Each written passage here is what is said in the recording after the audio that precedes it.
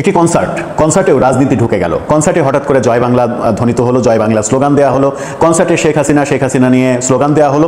তারপরে কনসার্টে ব্যাপক সাংঘর্ষিক অবস্থা, সেই সাংঘর্ষিক অবস্থা গোলাগুলির পর্যায়ে চলে গেল। একের পর এক এলোপাতাড়ি গুলি করা হলো এবং একজন আহত হয়ে মুমূর্ষু হয়ে হাসপাতালে ভর্তি হওয়ার ঘটনাও ঘটলো। হঠাৎ করে কনসার্টে জয় বাংলা, হঠাৎ করে কনসার্টে শেখ হাসিনা এবং আর্ট সেলের মতো বড় ব্যান্ড দলের কনসার্টে এই ধরনের ঘটনা কেন ঘটলো চট্টগ্রামে, একটু বোঝার চেষ্টা করব কি ঘটেছিল সেখানে, কি খবর শেষ পর্যন্ত সেখান থেকে আসলো।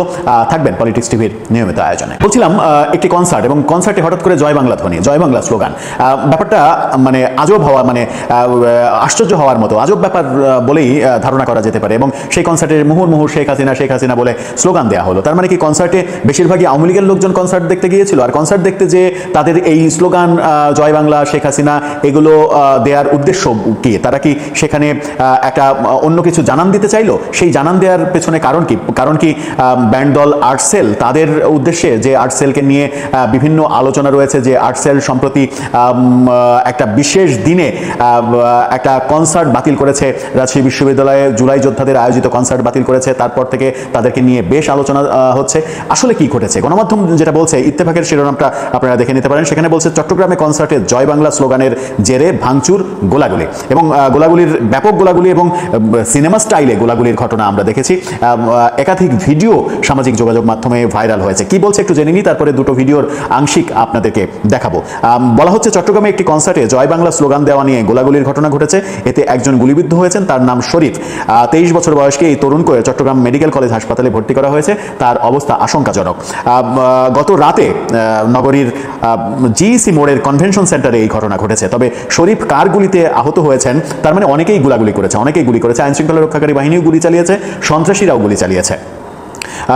সেটা নিশ্চিত হওয়া যায়নি কার গুলিতে আহত হয়েছেন। এই ঘটনার পর একটি ভিডিও ফেসবুকে ছড়িয়ে পড়ে।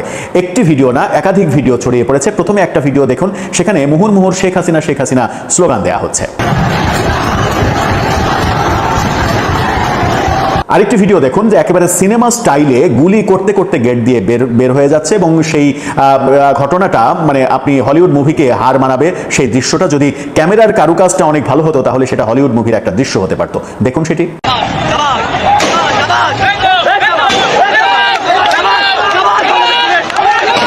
এই যে ঘটনাগুলো ঘটলো, এই গোলাগুলির মাধ্যমে একজন আহত হয়েছে। হয়তো এই যে ওপেন ফায়ারে অনেকে যে আহত হয়নি, সেটা একটা সৌভাগ্যের ব্যাপার।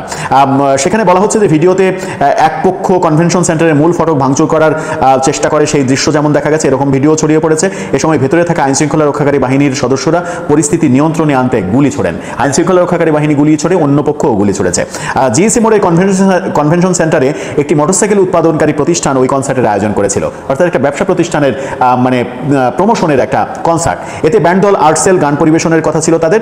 এই কনসার্ট সবার জন্য উন্মুক্ত ছিল। সন্ধ্যায় শুরু হওয়া এই কনসার্টে দুই পক্ষের ঝামেলার কারণে কনসার্ট পণ্ড হয়ে যায়।